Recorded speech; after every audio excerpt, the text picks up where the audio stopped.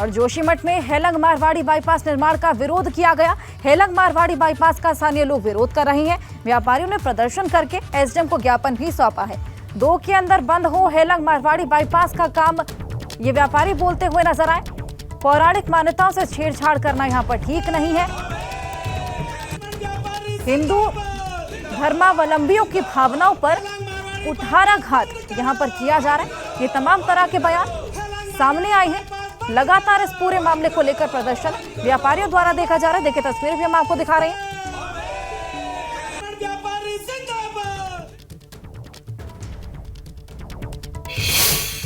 केंद्र सरकार से भी कहा था और उस समय रुक गया। फिर से उस कार्य को चालू किया है जो त्रिमुठ की जन समुदाय की इच्छा के प्रतिकूल है। भारत सरकार और प्रदेश सरकार को चाहिए कि समाज की भावनाओं का भी ध्यान रखें। धर्मयात्री आते हैं, भगवान नृसिंह का दर्शन करते हैं, ज्योतिष पीठ का दर्शन करते हैं, करके तब जाते हैं। बद्रीश दर्शन के पहले नृसिंह भगवान का दर्शन करना आवश्यक होता है। जो भी योजना बने जन भावना की रक्षा करते हुए उसे कार्यान्वित किया जाए, ऐसा हमारा विचार है।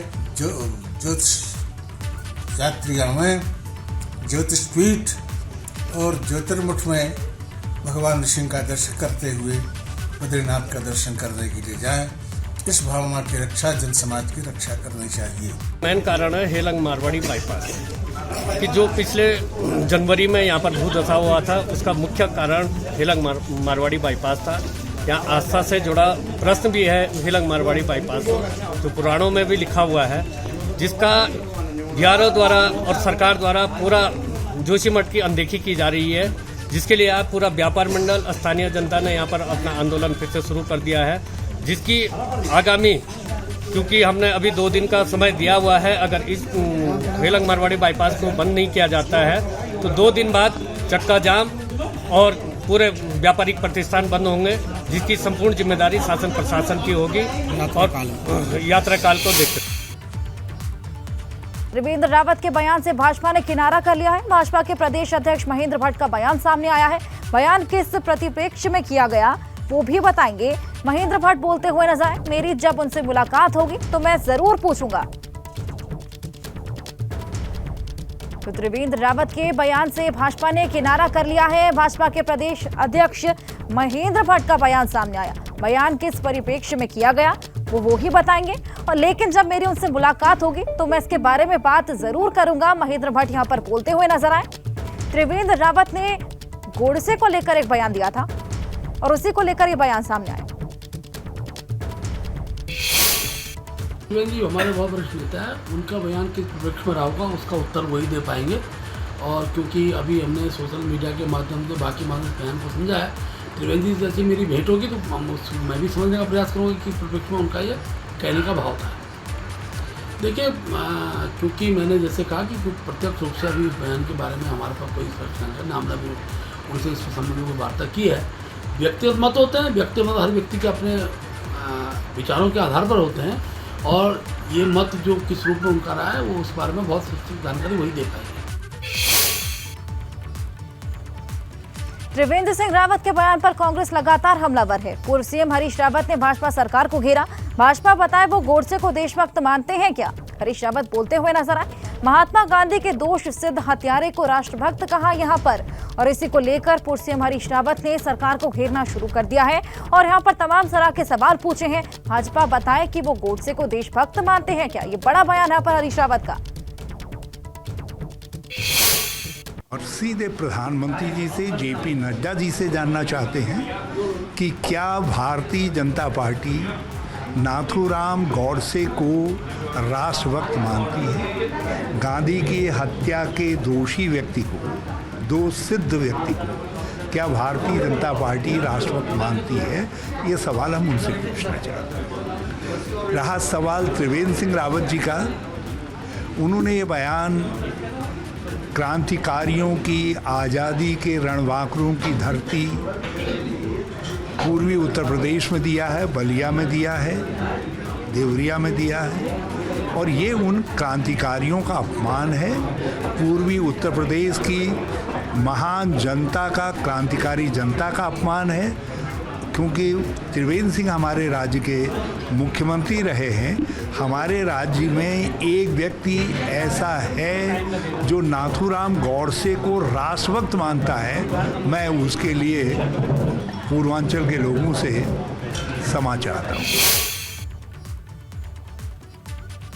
और वहीं नेता प्रतिपक्ष यशपाल आर्य ने कहा कि भाजपा सरकार को गरीबी, महंगाई और बेरोजगारी से कोई मतलब ही नहीं।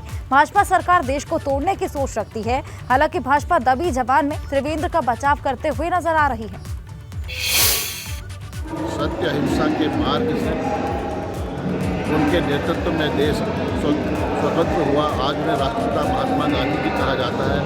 उनके बारे में इस तरह की मानसिकता, इस तरह के विचारधारा कांग्रेस ही नहीं, पूरा देश माफ नहीं करेगा, क्षम्य नहीं है। जो कहा है निश्चित रूप से सही कहा होगा, लेकिन उन्होंने ये कहा है कि गोडसे ने महात्मा गांधी की हत्या की है, तो उसका कोई किसी प्रकार से उस विचारधारा का और उनका कोई समर्थन नहीं करते हैं। लेकिन उन्होंने आज़ादी के आंदोलन में उन्होंने भाग लिया, अग्रणी भूमिका में रहे, तो वो राष्ट्र के प्रति उनका भी कोई भाव रहा होगा। और चलिए इस पर और जानकारी लेंगे। देहरादून से हमारे सहयोगी पंकज राणा हमारे साथ जुड़ चुके हैं, उनसे और इस बारे पे जानकारी लेंगे। पंकज, त्रिवेंद्र रावत पहले भी अपने बयानों को लेकर विवादों में रहे हैं। ऐसे में उन्होंने बैठे बिठाए कांग्रेस को यहां पर प्रहार करने के लिए एक नया मुद्दा दे दिया है।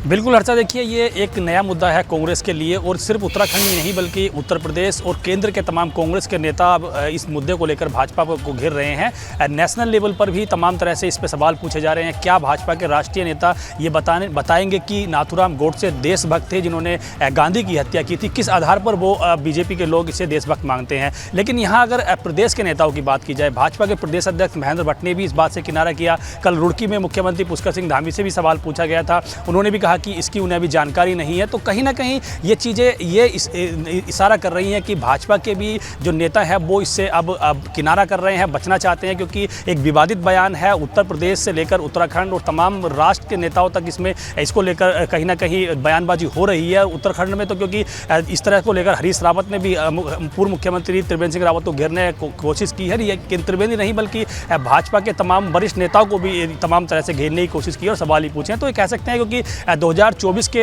हर्षा चुनाव बहुत नज़दीक हैं, और इस तरह का कोई भी बयान अगर किसी भी स्तर का नेता देता है तो निश्चित तौर पर उसको नफ़ा नुकसान के तौर पर भी देखा जाता है कि कितना नुकसान हो सकता है और कितना फ़ायदा हो सकता है। उत्तर प्रदेश के बलिया में इस तरह का बयान दिया गया है। उस भूमि को कहीं ना कहीं आंदोलन की भूमि भी कहा जाता है, वहाँ तमाम राष्ट्रभक्त रह रहे हैं। तो उससे जोड़कर अब कांग्रेस इसमें कई तरह के सवाल खड़े कर रही है। लेकिन ये देखना होगा कि त्रिवेंद्र सिंह रावत के इस बयान पर भाजपा के नेता किस तरह से स्पष्टीकरण मांगते हैं, क्योंकि अभी तक किसी भी तरह से ये बात सामने नहीं आई है कि त्रिवेंद्र सिंह रावत के बयान का वो समर्थन करते हैं या उनसे स्पष्टीकरण मांगा जाएगा या उनसे इसके नोटिस के तौर पर भी उनसे कहीं ना कहीं पूछा जाएगा। हालांकि देखिए जो महेंद्र भट्ट हैं भाजपा के प्रदेश अध्यक्ष, उन्होंने ये बात जरूर कही है कि उनसे पूछा जाएगा, उनसे हो सकते हैं। बहुत शुक्रिया आपका तमाम जानकारी के लिए। और वहीं उत्तराखंड में 2 नई टाउनशिप बसाने की तैयारी हो रही है और इसको लेकर केंद्र की एक टीम जल्द ही उत्तराखंड का दौरा कर सकती है। इसमें से एक टाउनशिप डोईवाला के पास जबकि दूसरी रुद्रपुर में किच्छा के पास बसाई जा सकती है। राज्य के इस प्रस्ताव को केंद्र सरकार के शहरी विकास विभाग ने हरी झंडी दिखा दी है। शुरुआती चरण में 2 स्थानों पर सहमति देते हुए जल्द ही टीम भेजने की तैयारी है। इन दोनों प्रोजेक्ट में केंद्र से करीब 1000 करोड़ रुपए की आर्थिक मदद मिलने की भी उम्मीद है।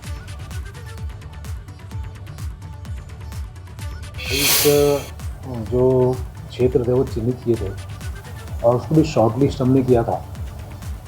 हमें इस बात की खुशी है कि पूरे देश भर में 9 शहरों को डेवलप किया जाना है और उसमें हमने अपने 2 शहरों को भारत सरकार में प्रस्ताव भेजा है। बहुत जल्द भारत सरकार की तरफ से एक टीम इन दोनों क्षेत्रों का निरीक्षण करेगी, जायजा लेगी, स्टडी करेगी और उसके बाद हमें उम्मीद है, हम तो ये कहेंगे कि दोनों शहर उसमें आ जाएं। और उत्तराखंड में 2 नई टाउनशिप बसाने की पूरी तैयारी है। कुमाऊं और गढ़वाल मंडल में नए शहर बसेंगे। नए शहरों की स्थापना के लिए केंद्र से मंजूरी मिल गई है। गढ़वाल मंडल में देहरादून के डोईवाला में शहर बसेगा। कुमाऊं मंडल में किच्छा के पास पराग फॉर्म बसेगा और ऐसे में राज्य ने 1100 करोड़ का प्रस्ताव केंद्र को भेजा है। केंद्र की टीम जल्द ही दोनों जगह का दौरा करेगी और आगे ये प्रस्ताव को पास किया जाएगा या नहीं, उसको लेकर ये पूरा फैसला करेगी। तो 2 नई टाउनशिप उत्तराखंड को मिलने वाली है। 2 नए शहर यहाँ पर बसेंगे। कुमाऊं और गढ़वाल मंडल में नए शहर बसाए जाएंगे।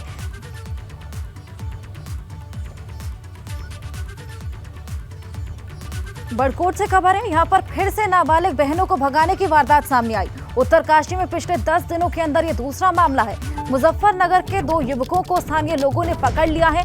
दोनों बहनों को मुंबई में नौकरी दिलाने का झांसा देकर वहां से भगाने की कोशिश की जा रही थी। लव जिहाद और मानव तस्करी से जुड़ा मामला होने का यहां पर शक जताया जा रहा है, जिसको लेकर आगे की जांच पड़ताल शुरू कर दी गई है। और दोनों बहनों को मुंबई में नौकरी दिलाने का यहां पर झांसा दिया गया था।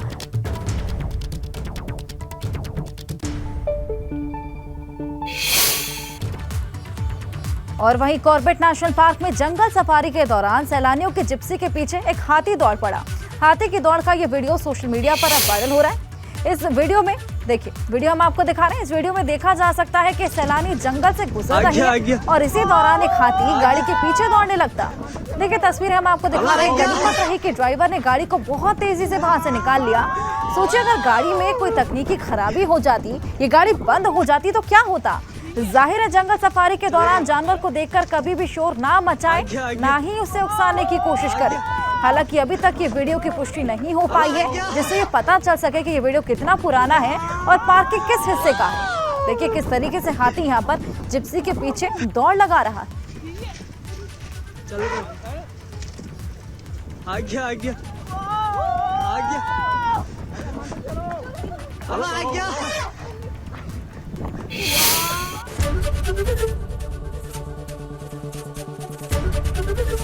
एबीपी गंगा, खबर आपकी, जुबान आपकी।